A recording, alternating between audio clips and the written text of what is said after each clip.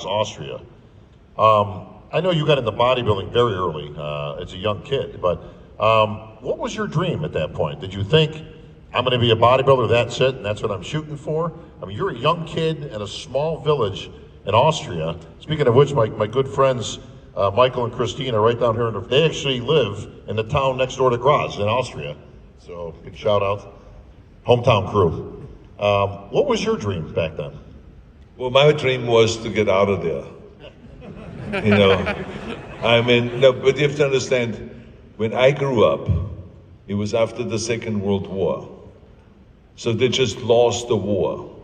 And think about it, 2 years later, in 1945, the war ended. 1947, I was born.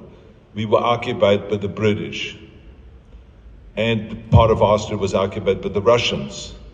Another part was occupied by the Americans, and another part of the Austria was occupied by the French. So our area was the British. And so we saw tanks driving by all the time in our house, and we saw the trucks, military trucks going by. And there was kind of like crazy violence also. It was not like today. Austria has changed completely since then, of course.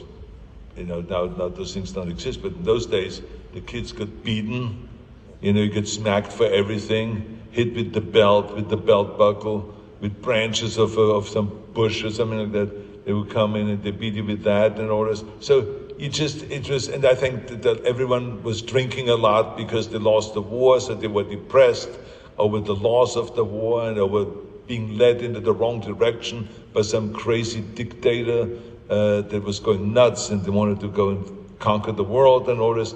And so there was all these atrocities that happened during the war. And so I think that the men felt guilty, and they felt like losers, and so they drank.